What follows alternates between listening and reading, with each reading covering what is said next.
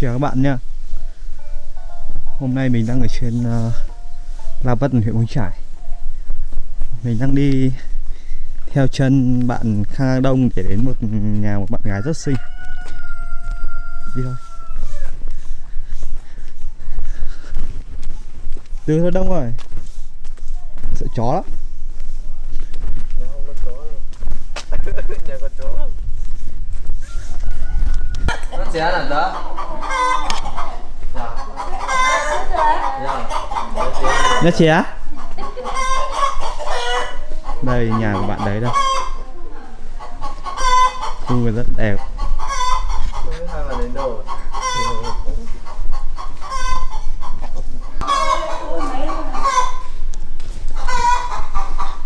Trong thời gian đợi mình sẽ giới thiệu cho các bạn.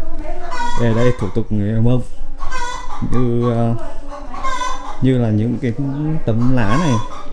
Đây là những tấm bùa để chống ma của người dân tộc Mông. Mỗi xuân mới người ta hay dính tấm mới này để phòng chống như là ma quái thường được dính ở những cái cột chính của nhà. Còn nó nói những ô lắm. Dạ, có tí á. Như các bạn thấy, đây là những mảnh vải mà người ta thường dùng để làm váy của người dân tộc Mông này.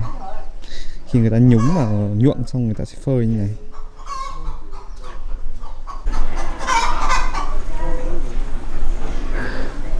Đây là những cô gái Mông đang lên để chụp ảnh gia đình này.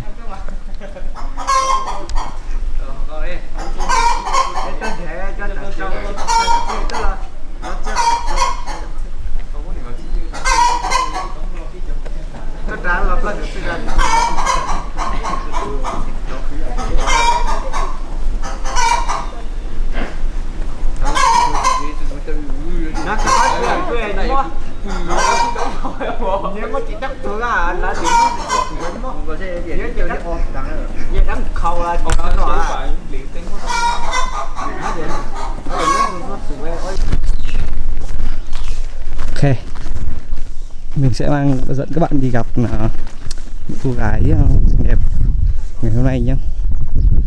Đây, rất xa hôm nay đại gia đình đang chụp ảnh.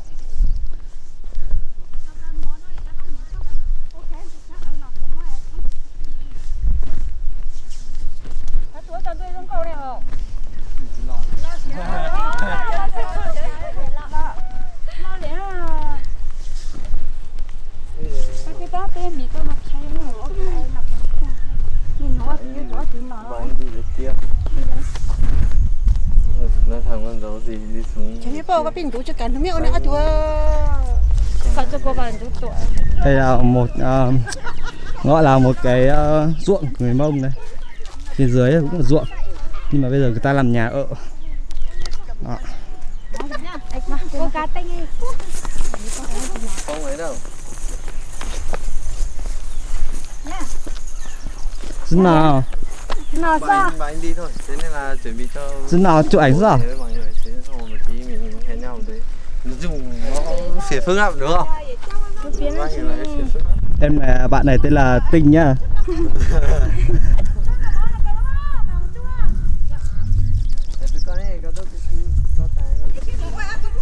Hello.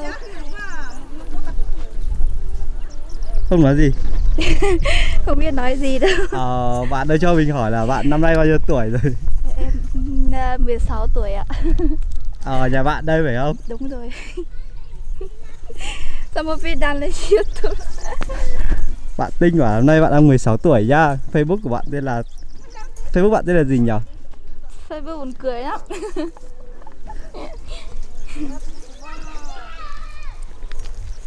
Một cô gái ở trên miền núi rất là xinh đẹp nha các bạn nha. Chưa có người yêu đâu. Bạn có người yêu chưa nhỉ? Chưa có người yêu phải không?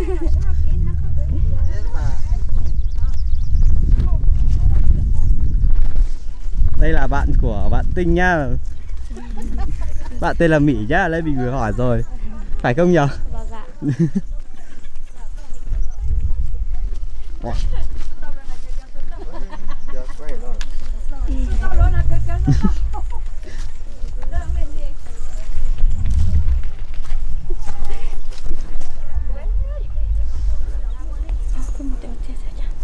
Bên trong hả? Xin chào này. Hay đi vào nhà nghỉ ngơi tí xong đi trực tiếp nhá. Thôi Thôi cứ vào đi ngại. Có ai đâu mà. tôi chào mua ai. Mà lấy từ ra mà ở cái gật miên chụp ảnh xưa mà. Phúc tuổi nên là xuống em biết tôi chụp ảnh, muốn chụp ảnh. À sự yêu cả chúng nó bên nào nó bên này mà sao? Ta trẻ. Thế tôi hả? Có quay có tí tôi hả? Chẳng hiểu. Thôi thế cứ đi vào nhà đi. Cô cũng một bé chế mà tại sao tôi?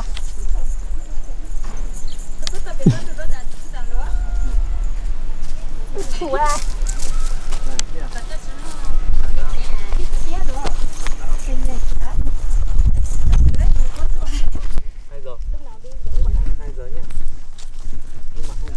Rồi mình sẽ theo chân các bạn này về nhà nhá. Đi chỗ nào? Người ta mới nói là tí phình hồ cứ quá chứ là. Thì Kinh Hồ. Tí lùi núi đá cao cao mà. Thế à? Thì hó nổ.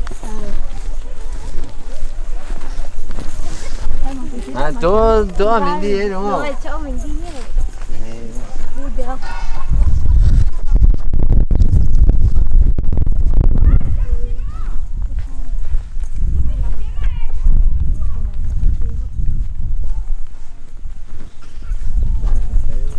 Thật ra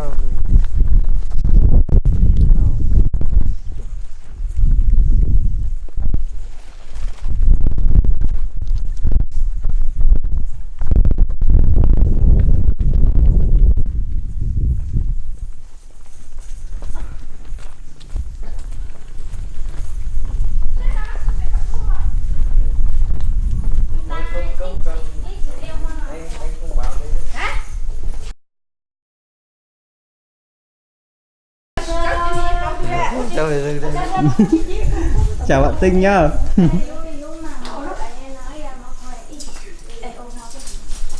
Anh chúng tối về và đang cơm nhá. Chắc có thích coi cú đàn.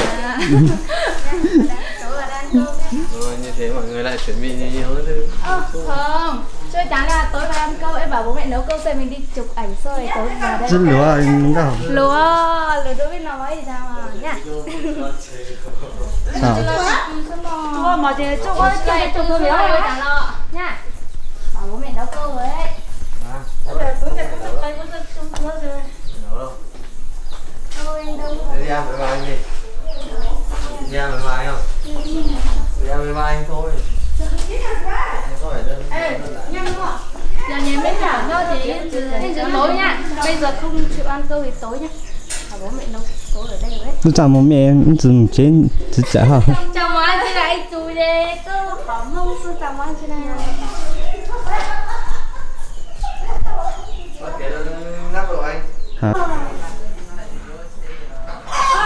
Đây là bạn Kha Đông người đang tiến hành chụp ảnh cho một bạn.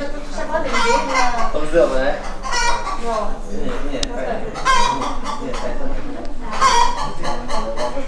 Nói chuyện thoải mái đấy nhá. Chụp thì có gì đâu, thoải mái nó đẹp lên.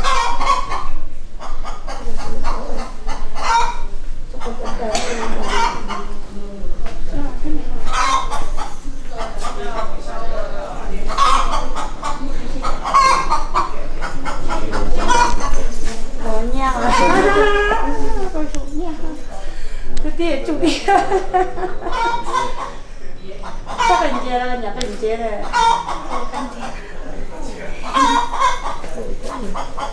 Nhà cái này là không phải chụp mấy, không phải chụp vào không. Chút nữa thì mình có thời gian chứ. Còn thì trở về mình sẽ tận dụng nhiều hơn. Đây mẹ của bạn đấy. Em đứng ở đây. Một bạn nữa ở trong nhà và bạn đang chuẩn bị. Đứng chờ. Đứng ở nó gọc.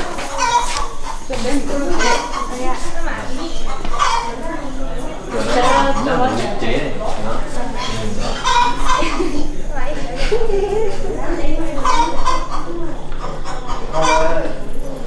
Đây là những bộ trang phục của người Mông, gọi là Mông Lềnh.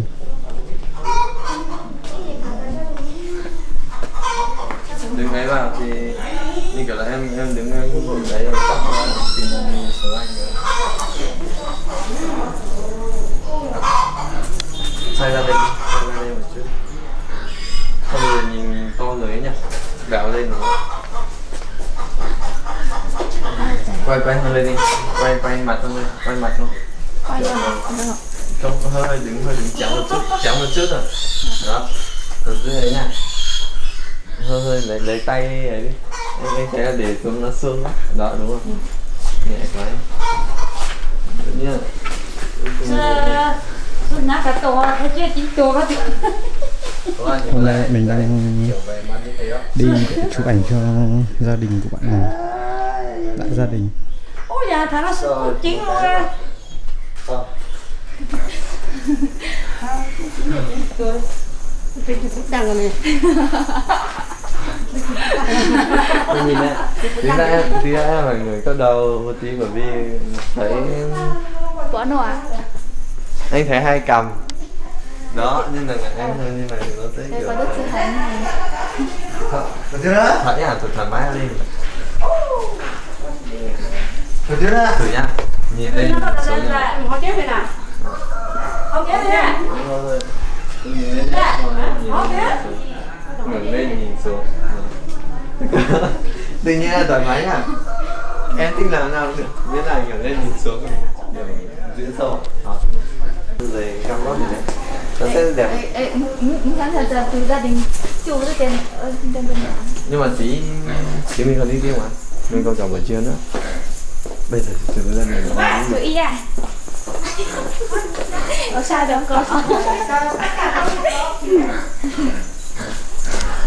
Đồ tên thưa chúc mình cho ăn lên ta. Cho ăn lên ta. đó thế từ mình rất nhang rồi thì Đáng này à?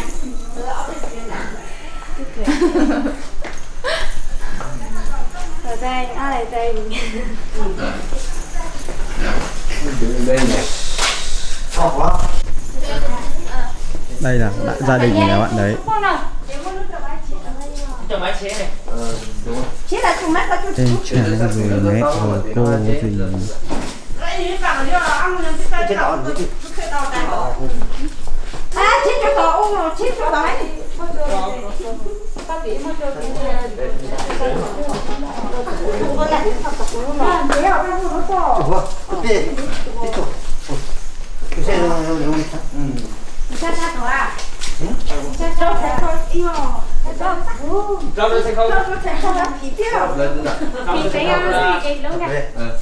Nó đây là tự học đấy.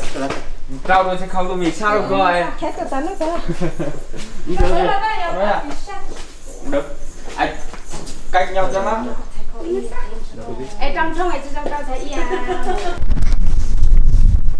Chào bạn nha. Bây giờ mình đang theo chân với hai em gái trở lại với đây mới gọi là một khu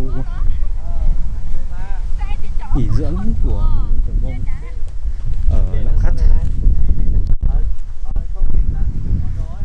Ở đây có rất nhiều ngôi nhà nhỏ để chúng ta ở.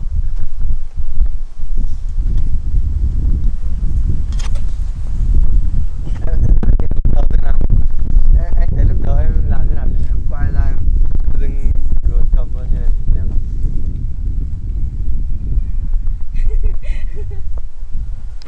Đúng nhỉ? Nào hai người nghiêng đầu nhau như anh. Hai em này mới 16 tuổi thôi, rất là trẻ. Sao 16 tuổi rồi? 18 đấy.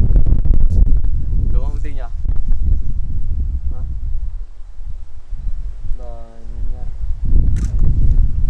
Nhưng mà thấy Xong chưa? thoải mái. Không cầm đồ.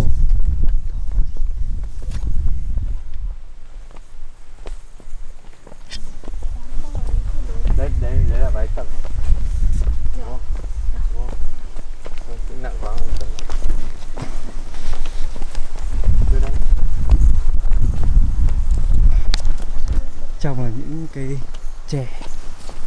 Chỗ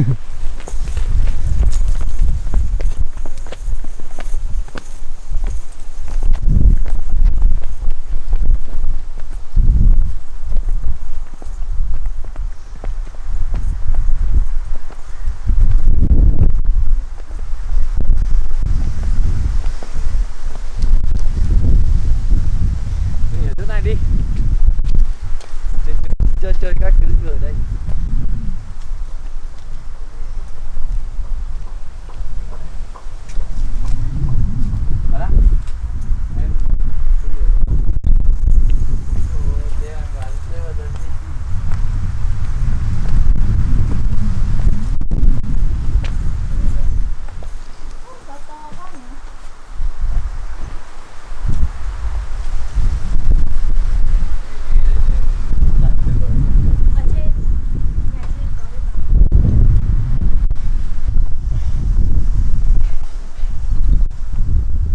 Để dính địch rồi.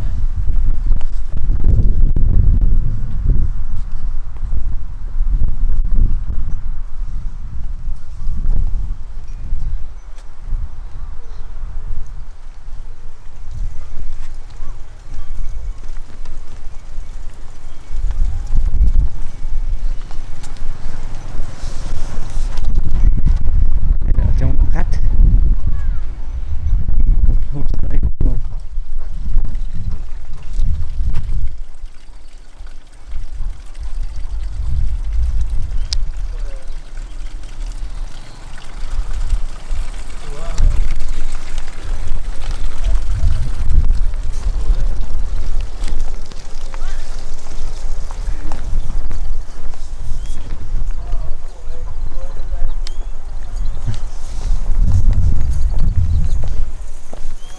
Tao tặng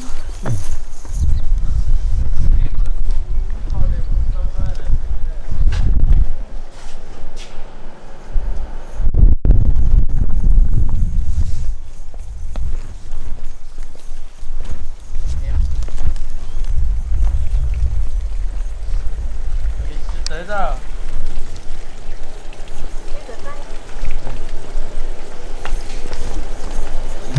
Đấy. Chưa cứ ai đấy thì đến cái này. Còn没有路，知道不知道，然后这。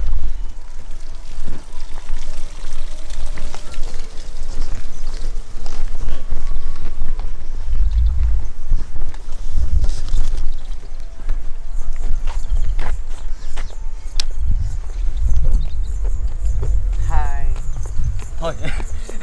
Thế này đi hỏng hết. Hỏng hết bánh kẹo anh chủ.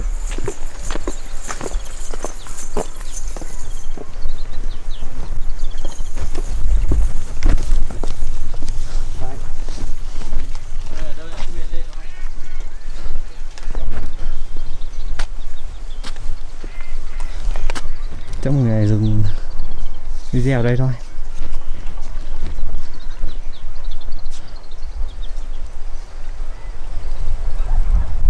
Dưới này những ngôi nhà stay. Tạm biệt các bạn nhé.